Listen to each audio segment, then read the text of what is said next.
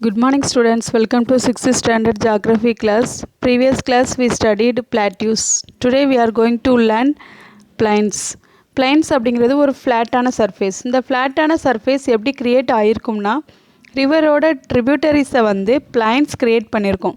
எப்படி river tributaries பிளைன்ஸை create பண்ணியிருக்கோம்னா mountains மேலே store ஆகியிருக்கிற water அப்புறம் ரெயின்ஃபால்னால் வரக்கூடிய வாட்டர் வந்து மவுண்டெயின்லேருந்து ஒரு சின்ன ஸ்ட்ரீம் மாதிரி கன்வெர்ட் ஆகி ரிவரில் வந்து மிக்ஸ் ஆகி மேலே இருக்கிற எரோடட் மெட்டீரியலில் கொண்டு வந்து அந்த பிளேஸில் ஃப்ளட் பண்ணோம்.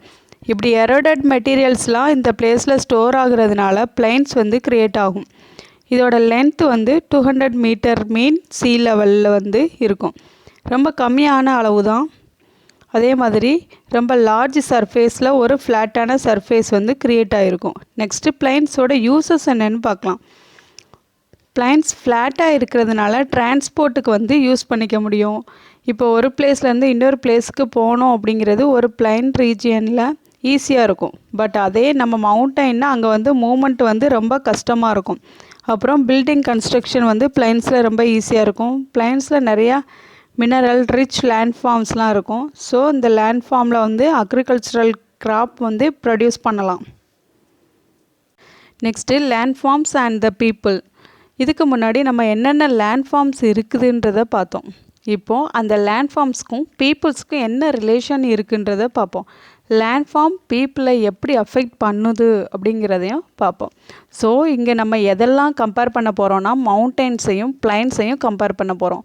ஏன்னா பிளாட்டியூஸ் வந்து கிட்டத்தட்ட பிளைன்ஸ் மாதிரி தான் இருக்கும். ஸோ ஃபஸ்ட்டு வந்து லைஃப் ப்ராசஸ் வந்து மவுண்டெயினில் ரொம்ப டிஃபிகல்ட்டாக இருக்கும். பட் பிளைன்ஸில் வந்து ரொம்ப ஈஸியாக இருக்கும். மவுண்டெயின்ஸில் அக்ரிகல்ச்சர் ரொம்ப டிஃபிகல்ட்டாக இருக்கும். பட் பிளைன்ஸில் வந்து எந்த ஒரு சேஞ்சஸும் பண்ண தேவையில்ல. எப்படி இருக்குதோ அதுலேயே நம்ம அக்ரிகல்ச்சர் பண்ண முடியும். நெக்ஸ்ட்டு டிரான்ஸ்போர்ட் வந்து கண்டிப்பாக மவுண்டெயின்ஸில் டிஃபிகல்ட்டாக தான் இருக்கும். ஏன்னா மவுண்டெயினில் ஸ்ட்ரைட்டான ஒரு ரோடு வந்து போட முடியாது. ஸோ வெஹிக்கிள்ஸ் வந்து ஈஸியாக மேலே போக முடியாது. அதுக்காக என்ன பண்ணுவாங்கன்னா ஜிக்ஸாக் மோஷனில் வந்து ரோடு போட்டு வச்சுருப்பாங்க. அதனால தான் திருப்பதி ஊட்டி இந்த மாதிரி பிளேஸ்லலாம் நிறைய ஹேர்பின் பெண்ட் வந்து இருக்கும். பிளைன்ஸில் வந்து டிரான்ஸ்போர்ட் ரொம்பவும் ஈஸியாக இருக்கும். நெக்ஸ்ட்டு பில்டிங் ஹவுசஸ், அதாவது மவுண்டெயின்ஸில் வந்து ஹவுஸ் கட்டுறது வந்து ரொம்பவே கஷ்டமான ஒரு விஷயம். ரீசன் என்னென்னா அந்த ஸ்லோப்பு. ஸோ நீங்கள் வந்து ஒரு பில்லர் கன்ஸ்ட்ரக்ட் பண்ணுறீங்கன்னா ஒரு பில்லர் வந்து ஒரு பர்டிகுலர் பிளேஸில் இருக்கும். இன்னொரு பில்லர் வந்து லோயர் எலிவேஷனில் ரொம்ப ஹைட்டாக பில்ட் பண்ணும். ஸோ நமக்கு ஒரு ஃப்ளாட்டான சர்ஃபேஸில் ஒரு பில்டிங் கட்டணும்னா ரொம்பவே கஷ்டமாக இருக்கும். பட் பிளைன்ஸில் வந்து அப்படி கிடையாது. ஏன்னா லேண்ட் சர்ஃபேஸே ஃப்ளாட்டாக தான் இருக்கும். அதனால் ஒரு பில்டிங் வந்து ஈஸியாக கன்ஸ்ட்ரக்ட் பண்ண முடியும். அண்ட் தென் நேச்சுரல் கலாமிட்டிஸ்னால் நம்ம என்ன திங்க் பண்ணுவோன்னா பிளைன்ஸில் தான் ஃப்ளட் வருது. அதே மாதிரி பிளைன்ஸில் வந்து நிறைய ஹவுஸ் வந்து தண்ணியில் மூழ்கிடுது. பட் மவுண்டெயின்ஸில் அப்படி ஆக முடியாதுன்னு திங்க் பண்ணலாம். பட் ஃப்ளட் வரும்போது பிளைன்ஸை விட மவுண்டெயின்ஸில் தான் நிறைய லாஸ் இருக்கும். ஏன்னா இப்போ ஃப்ளட் வருதுன்னா வாட்டர் வந்து சேட்ரேட் ஆகும். ஸோ பிளைன்ஸில் இருக்கிற வாட்டர் சேட்ரேட் ஆச்சுன்னா எந்த ப்ராப்ளமும் இல்லை. பட் மவுண்டெயின்ஸில் இருக்கிற சாயில் வந்து சேட்ரேட் ஆச்சுன்னா அல்டிமேட்டாக ஹெவி எரோஷன் நடக்கும். இந்த ஹெவி எரோஷன் ஃபைனலாக லேண்ட்ஸ்லைடில் கொண்டு வந்து விட்டுரும். இந்த லேண்ட்ஸ்லைடு என்ன பண்ணும்னா பில்டிங்கை டிஸ்ட்ரக்ட் பண்ணி எடுத்துகிட்டு போயிடும். ஸோ இந்த மாதிரியான ரீசனால் தான் மவுண்டெயினில் இருக்கிறத விட பிளைன்ஸில் வாழ்கிறது ரொம்ப ஈஸியாக இருக்கும். அப்புறம் இந்த லேண்ட் ஃபார்ம்ஸையும் ஹியூமன் ஆக்டிவிட்டியும் பெர்ஃபெக்டான ஒரு சிங்கில் வச்சுருக்கும். ஏதாவது ஒரு மிஸ்டேக் பண்ணால் அது ஃபர்தராக ஒவ்வொரு லேண்ட் ஃபார்ம்லேயும் ரிஃப்ளெக்ட் பண்ணும். நம்ம எந்த பிளேஸ்லேயும் பிளாஸ்டிக் யூஸ் பண்ணக்கூடாது. நம்மளுக்கு கிரவுண்ட் வாட்டர் குறையிறதுக்கு இந்த பிளாஸ்டிக் தான் காரணம். ஏன்னா இப்போ ஒரு பாண்ட் வந்து சம்மர் சீசனில் ட்ரை ஆகுது. ஸோ அந்த பாண்டில் வந்து இல்லீகலாக கார்பேஜ் டம்ப் பண்ணுறோம் அப்படின்னா சடனாக ஒரு ஃப்ளட் வரும்போது அந்த பர்டிகுலர் கார்பேஜில் என்ன பண்ணும்னா ஒரு ரேப்பர் ஷீட் மாதிரி கவர் பண்ணிடும். ஸோ இப்போ கவர் பண்ணால் மேலே ஸ்டோரேஜ் ஆகிற வாட்டர் வந்து ஃபர்தராக லேண்டுக்குள்ளே வந்து சிவேஜ் ஆகி உள்ளே போகாது. சிவேஜ் நடக்காதனால அந்த ஸ்டோர் ஆன வாட்டர் வந்து கண்டினியூஸாக ஹீட்னாலையும் சன்லைட்டோட எக்ஸ்போஷர்னாலையும் வேப்பர் ஆகிடும். ஸோ இது என்ன காசை வந்து க்ரியேட் பண்ணும்னா கிரவுண்ட் வாட்டர் வந்து கம்ப்ளீட்டாக டெப்ளிட் ஆகிடும். ஸோ முடிஞ்ச வரைக்கும் பிளாஸ்டிக் அண்டு கேரி பேக் வந்து யூஸ் பண்ணுறதை ரெடியூஸ் பண்ணணும் அப்படின்னு சொல்லியிருக்காங்க. Thank you students. Students, now take your geography book, take page number 46. Tick the correct answer. Question A. The mountains differ from the hills in terms of dash. Elevation, slope, aspect. Answer: elevation. The mountains differ from the hills in terms of elevation. Question B. Glaciers are found in dash. The mountains, the plains, the plateaus. Answer: the mountains. Glaciers are found in the mountains. Question C. The Deccan Plateau is located in dash. Kenya, Australia, India. Answer: India. The Deccan Plateau is located in India. Question D. The river Yangtze flows in dash. South America, Australia, China. Answer: China. The river Yangtze flows in China.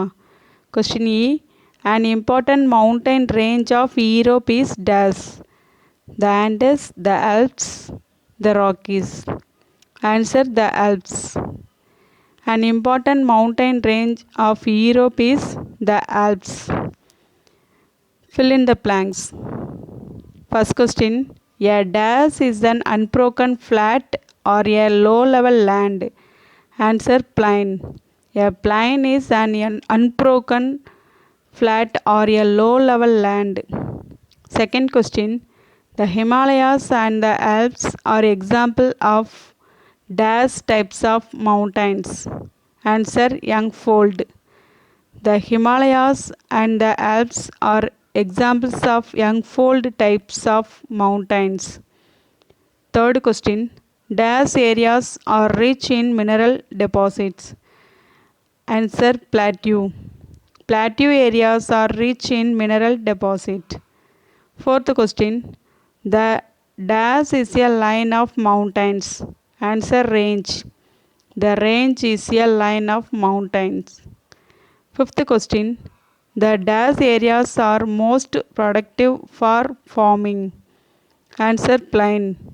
The plain areas are most productive for farming. Students, take your geography note and write answer the following. Geography, Chapter 6, Major Landforms of the Earth. First Roman letter, answer the following. What are the major landforms?